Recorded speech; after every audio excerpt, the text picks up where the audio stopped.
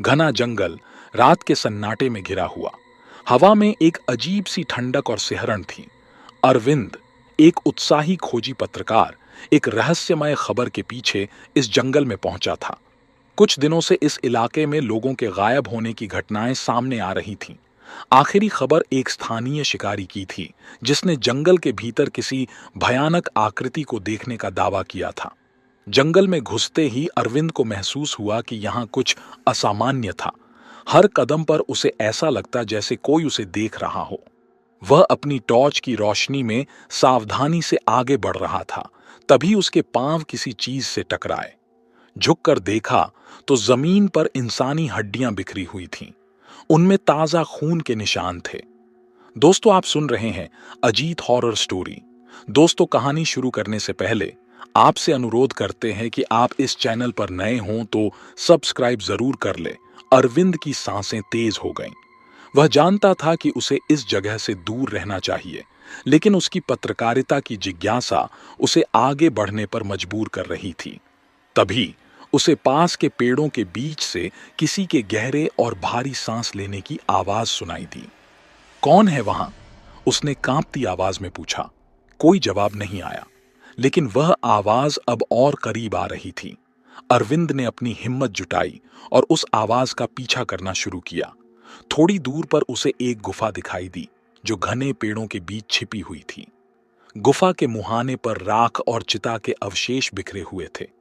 गुफा के अंदर घुसते ही उसकी नजर उन विचित्र चिन्हों पर पड़ी जो दीवारों पर खून से बनाए गए थे।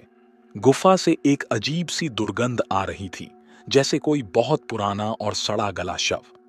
तभी एक कड़कती आवाज ने उसकी सोच को चीर दिया। तुम्हें यहां नहीं आना चाहिए था, बालक।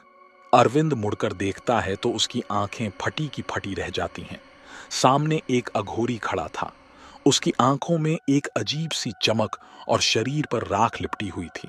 उसकी लंबी दाढ़ी और गले में लटकते नरमुंड उसे और भयानक बना रहे थे। अरविंद ने डरते हुए पूछा, तुम कौन हो? अघोरी ने चीख लगाए। उसकी आवाज जैसे जंगल की हरियाली को भेद रही थी। मैं वह हूं जिसे लोग मृत्यु के देवता का सेवक कहते हैं। मैं वह हूं जो आत्माओं को मुक्त करता है, लेकिन कुछ आत्माएं जिन्हें मुक्त नहीं किया जा सकता, उनकी मैं रक्षा करता हूं। अरविंद को कुछ समझ नहीं आ रहा था। उसने हिम्मत करके पूछा, क्या तुम इन गायब लोगों के पीछे हो? अघोरी की आंखें और भी लाल हो गईं। गायब?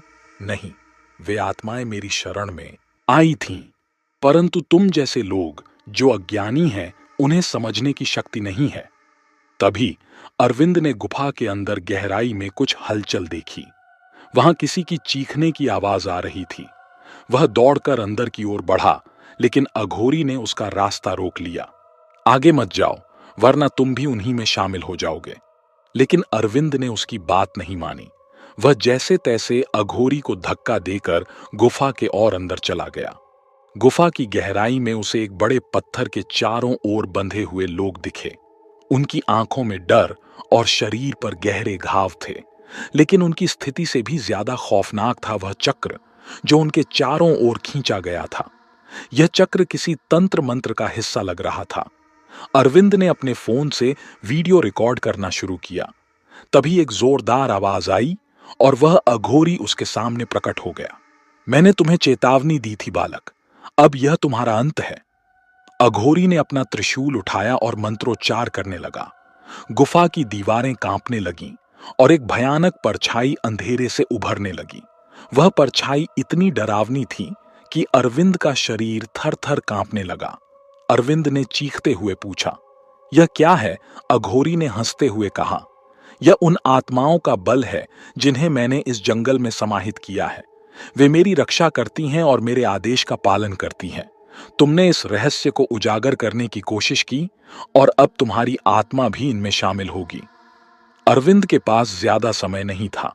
उसने अपनी पूरी ताकत लगाकर गुफा से बाहर भागने की कोशिश की, लेकिन जैसे ही वह गुफा से बाहर निकला, उसे एहसास हुआ कि जंगल अब पहले जैसा नहीं था। हर दिशा में अजीब आकृतियां उसे घूर रही थीं। अरविंद किसी तरह सड़क तक पहुंचा। उसकी सांसें उखड़ रही थीं। वह अपनी गाड़ी में बैठा और तेजी से शहर की ओर भागा। लेकिन उसके कैमरे में रिकॉर्ड की गई चीजें उसे बेचैन कर रही थीं। शहर पहुंचने के बाद उसने वीडियो चेक करना चाहा, लेकिन जैसे ही उसने वीडियो प्ले किया, उसकी स्क्रीन पर एक डरावनी हंसी गूंज उठी। वीडियो में वही अघोरी दिखाई दिया। उसने कहा, तुमने मेरी दुनिया में कदम रखा है, अब यह तुम्हारा पीछा नहीं छोड़ेगी। अरविंद के कमरे की लाइट अचानक बुझ गई। बाहर अंधेरे में वही गहरी और भारी सांसों की आवाज फिर से सुनाई देने लगी। क्या अरविंद इस भयावह खेल से बच पाएगा? क्या वह अघोरी के रहस्यों को उजागर कर पाएगा, या उसकी आत्मा भी उन्हीं में समा जाएगी? जानने के लिए देखिए अगला वीडियो।